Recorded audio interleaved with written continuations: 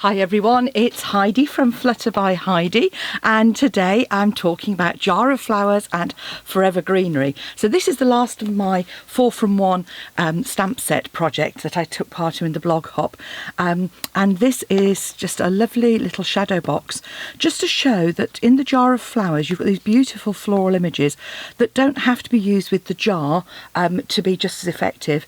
I mean, this one is just lovely, and I've just created a little shadow box for an essential oil.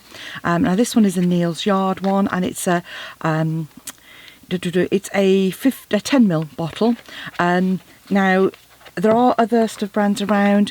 The Tisserand one I think would just about fit with a little bit of tweaking.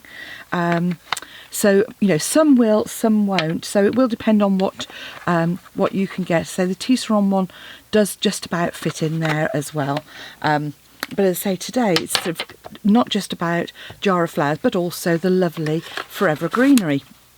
Now this paper, it wasn't on my original list, I'll be quite honest with you, but once I saw it actually in use, I thought it was absolutely beautiful. So it comes in 12 by 12 sheets. I've just got some small samples here. They're all double-sided, and you get 2 sheets of each design. So on the one side you've got sort of foliage images, and there's sort of more sort of realistic, and then others are more abstract. And you can see here the greens in here are absolutely beautiful. You've sort of got garden green as a mid green, shaded spruce, that lovely deep colour.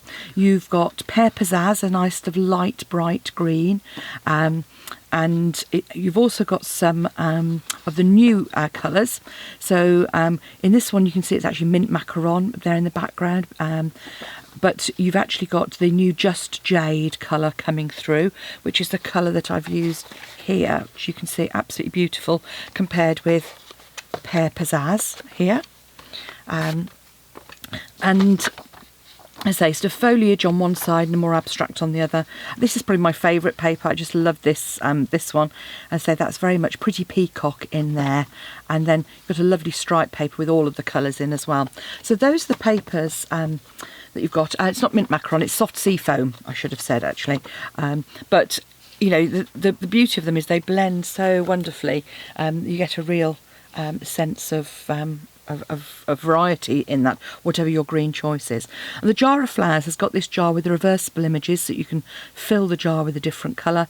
The stems to just create a bunch of flowers or to show in the jar. And this image, which I thought was a shelf, it's actually it could be used as a straw.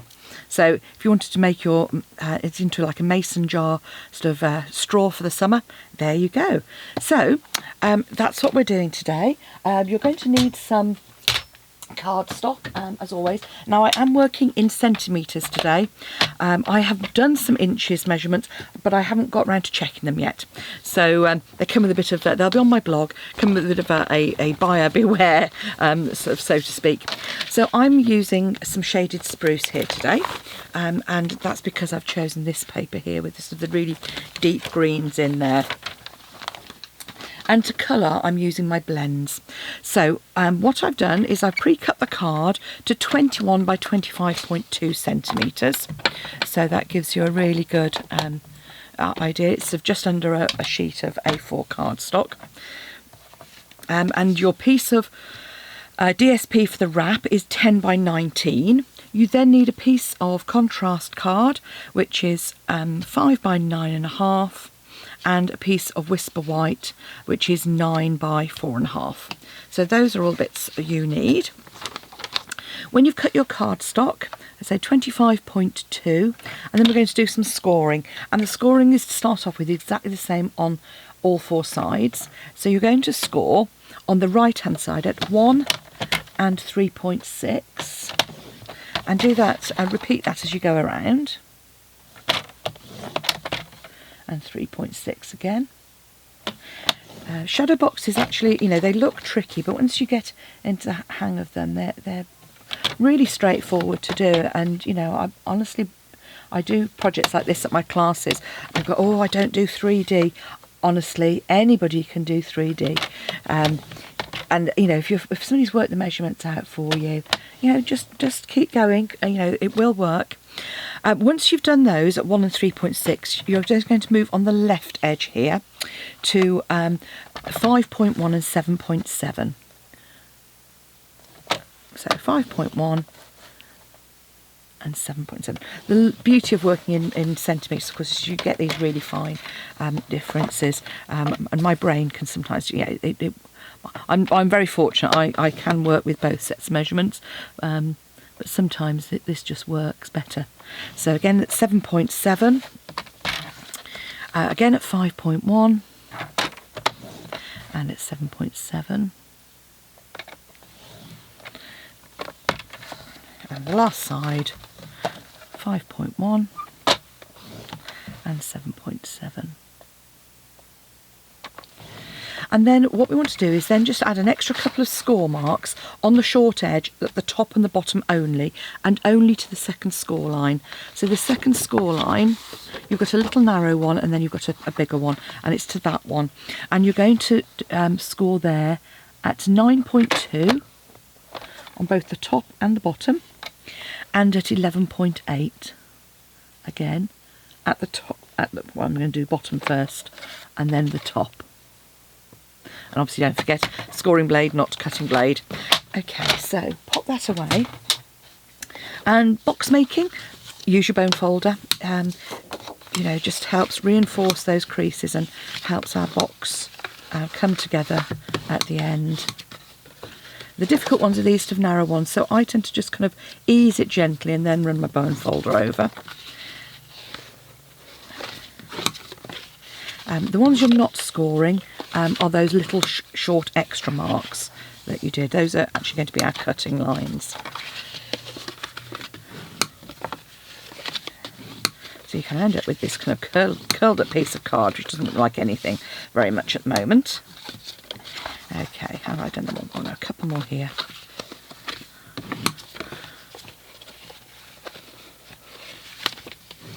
Okay, right. So now we're going to come in with our snips. And often on the box I won't always do a side, a flap to tuck in, but I will do on this one because it's quite deep. So we're cutting down on that little last score line to the bottom of it. Then you're going to cut diagonally to the next one. Then I want you to cut actually around this one and down. And that's going to be our tab. So you can see it's not quite cutting all of those away. And I will trim those down a bit more as well in a moment, because I actually don't want them to be quite so big because it just makes it tricky. They literally just need to be like a little tab that you normally have on a box. So again, down to that second score line, diagonal, and take that out. So if, once I've finished cutting it, I will lay it out flat for you so you can see the final shape and just compare yours to it if you're crafting along with me. Okay, and the final one.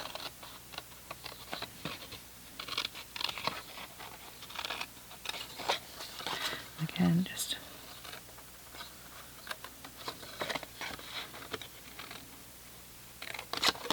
okay, so we're going to create this into a little tab that's going to tuck into the long side. So on the long edge you want to cut in, sort of cut it about in half and then angle off the corners. So it's easier to show you that. You're notching sort of out there. So again on the long edge, just cut down to that score line, cut away the excess. And it just helps the box, it just finishes those sides off, it just,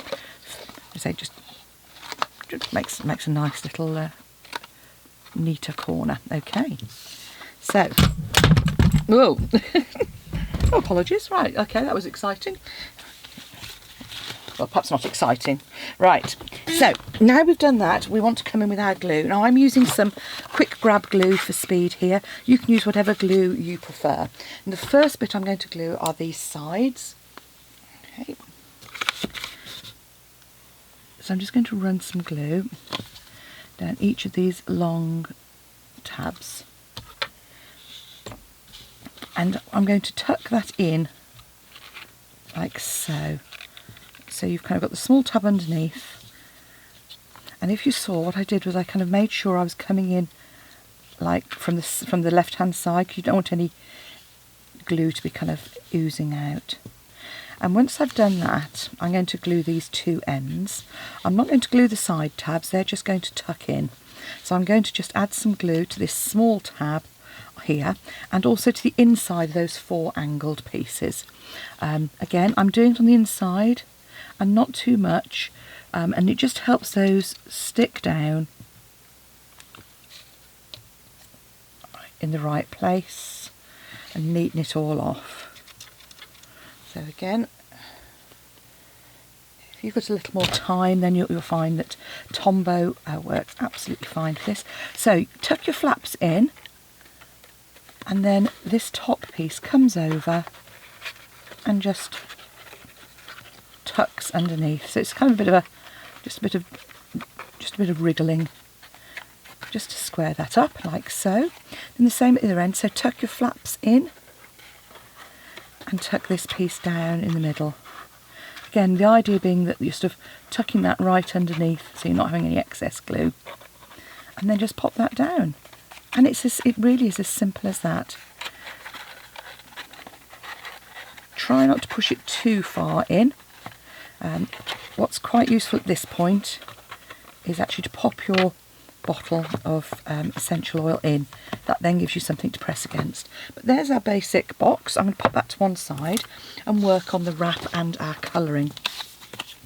So first of all, we're going to stamp our image in some Memento black. Now, just a reminder that photopolymer stamps, when they're new, they can be a little bit resistant to the ink. So give them a good clean.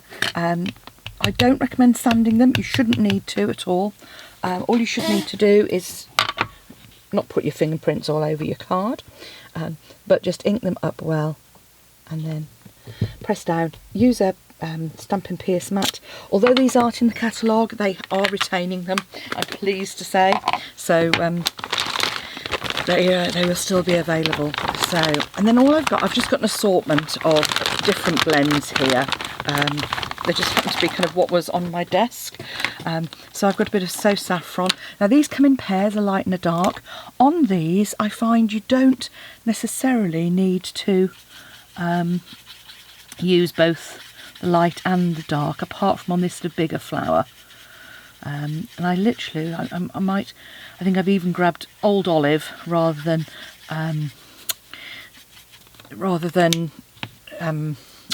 one of the colours that's in there, but it just shows that Old Olive is a really great one for blending in. So I'm coming in with some of my dark So Saffron here, and I'm just kind of going over on those bits that would be sort of shaded.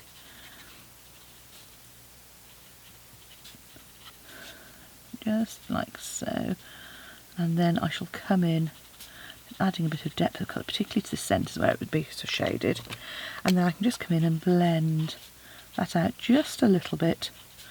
I mean, it's quite a sort of sketchy sort of rose, this one. Well, I think it looks like a rose, so I thought that was appropriate. I'm going to come in with a bit of my Old Olive. This one is a dark, so I'm going to actually do these leaves.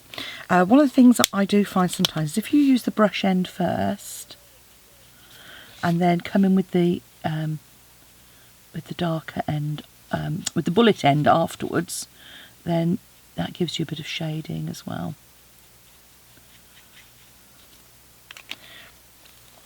I'm going to use some, a bit of mint macaron. That's probably why I was thinking mint macaron.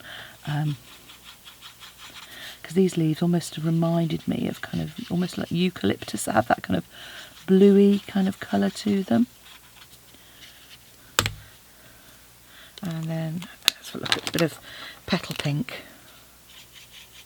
So I've gone for quite sort of soft colours with these, just of sprays, a bit of everything. And then I've just got a pool party just to come round the outside and kind of do that grounding. I talked about this before. It sort of just makes it look as if there's, you know, it's not just a stark white effect. But there we go. Just coming round. So very quickly, so you've got a pretty panel for the front there.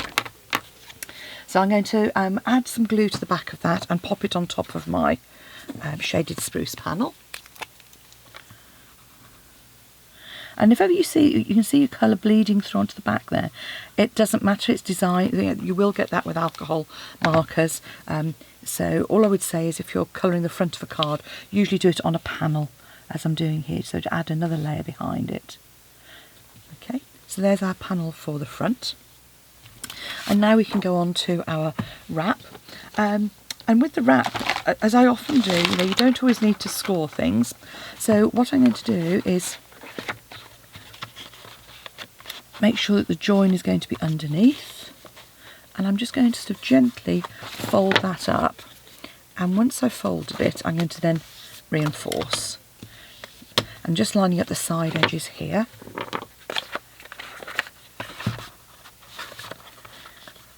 And then I'm not coming too firmly, so I'm coming on the long side. So again, so I'm not taking it almost on the narrowest point, I'm sort of being slightly generous, because we want it to be able to slide and move. There we go.